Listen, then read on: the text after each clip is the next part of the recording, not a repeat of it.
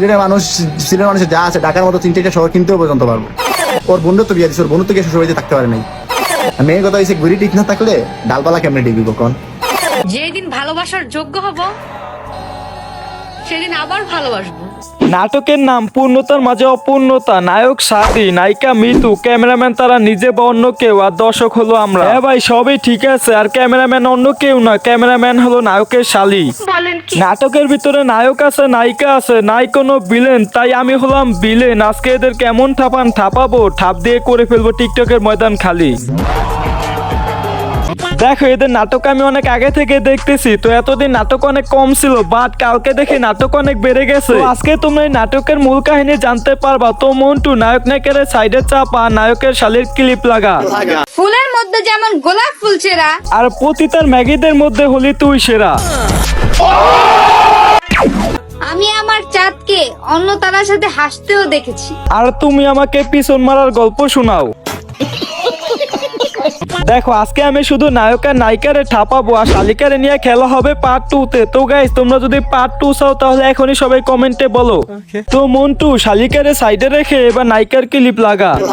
শুনেছি কাউকে কাঁদাইলে তার চোখের পানি হিসাব দিতে হয়। তো গাইস, আমি চোখের পানির হিসাব দেওয়ার আগে আমি তার একটা গল্প শোনাই। সে কিভাবে ভাইরাল হলো, কিভাবে সে নায়িকা হলো। দেখো, একটা সময় কেউ চেনতো না কে এই মিতু চৌধুরী, কিন্তু এখন তার টিকটক আইডিতে 2 মিলিয়ন প্লাস ফলোয়ার আছে। এখন তোমরা সবাই মনে মনে ভাবতেছো তার কিভাবে 2 মিলিয়ন ফলোয়ার হলো। তাহলে গাইস, তোমরা আগে এই ভিডিও ক্লিপটা দেখো, তাহলে তোমাদের অনেক পুরনো স্মৃতি মনে পড়বে।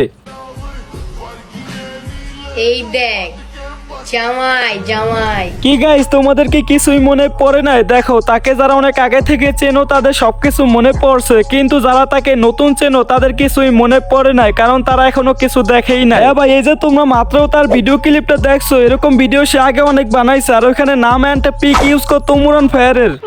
হ্যাঁ গাইস, আমি ঠিকই বলতেছি, তার আইডিতে এখন আর ওই ভিডিওগুলো নাই, কারণ সে ভাইরাল হওয়ার পরে এই ছেলেকে বিয়ে করছে, আর এই ছেলেকে বিয়ে করার পরে সে ওই ভিডিওগুলো প্রাইভেট করে দিছে অথবা ডিলিট করে দিছে। তো গাইস, আমরা আগের কথা বাদ দিয়ে এখন দেখি তার আবার নতুন করে কি হয়েছে। যেদিন ভালোবাসার যোগ্য হব সেদিন আবার ভালোবাসবো। ভাই, তোমরা বিশ্বাস করো, আমি তোমাদেরকে বলে বুঝাইতে পারবো না। তার এই ভিডিও, তার এত কষ্ট দেখে আমি আর ঠিক থাকতে পারছি না, আমারটা দিয়ে শুধু পানি পড়তেছে। গাইস, আমি এত চেষ্টা করতেছি পানিটা ধরে রাখার, কিন্তু পারছি না, শুধু ওর দিকে তাকালেই পানি পড়ে। আর গাইস, পানিটা কিন্তু চোখ দিয়া না, অন্য কিছু দিয়া পড়তেছে। তো এখন আমরা দেখি তার এই কান্নাকাটি নিয়ে তার জামাই কি বলতেছে। আপনারা সবাই জানেন যে আমি 2-3 দিন আগে আমার বাসায় নিয়ে আসছি। তো নিয়ে আসার পর আলহামদুলিল্লাহ সবকিছু ভালো চলতেছে, ঠিকঠাক চলতেছে। এমন না যে আমার মা বোন দেখতে পারে না, অনেক খুশির কথা করে, কষ্ট দেয়, বুকে হাত থেকে বলতে পারবো আমার মাকে অনেক খারাপ ব্যবহার করছে, আমার বোন ঠিকঠাক মতো আছে। ইভেন আমার মা বোন, আমরা সবাই অসুস্থ থেকে ওর প্রতি যত কেয়ারিং হওয়া দরকার, কেয়ার করা দরকার, সবটাই করতেছি। অনেক মানুষ যদি ভাই এত কিছু করার পর মন না করে, কি করবো? আমরা তো মানুষ, আল্লাহ না যে তোমার মন মতো সবকিছু করে দিন। তো এখানে আসার পর থেকে ওর বোন ওর মা কল দিয়া কবে আইবা গল্প কল দিয়া এই প্রশ্ন শুরু করে। তো আমার খুব বিরক্ত লাগতো, আমি অবাক হয়ে আমি প্রশ্নগুলো দেখি যে একটা মেয়ে প্রথমবার শ্বশুর বাড়ি আসছে, ওর মা কিভাবে বুঝাইবো সংসার করার লাগে, সংসার নিয়ে বুঝাইবো, কিভাবে শাশুড়ি লোকের লোকে মিল্লা চলবো, সংসার বুঝাইবো। এটা না করে ওরা ফোন দিলেই কবে আইবা এটা জিজ্ঞাসা। তো আমি একটা সময় মারে বললাম যে দেখেন, আপনার মেয়ে আপনাদের ভালো বাড়িতে এসে আপনাদের উচিত করে মেন্টালি মানসিকভাবে সাপোর্ট দেওয়া, কিভাবে এখানে সংসার করবো। আপনারা এটা না করে কবে এমনভাবে প্রশ্ন করেন, এমনভাবে কান্না করেন, ফোন দিয়া ওদের মনে টিকবো না। দেখো, সে এরকম আরো 4-5টা ভিডিও আপলোড করছে, আমি তার সব কয়টা ভিডিও দেখছি, আর সব কথা শোনার পরে আমি যেটা বুঝতে পারলাম, এই যে তাদের ভিতরে একটা ভুল বোঝাবুঝি হয়েছে, তাদের ভিতরে একটা ঝগড়া হইতেছে, এটার পিছনে সম্পূর্ণ দোষ হলো মেয়েটার আম্মুর।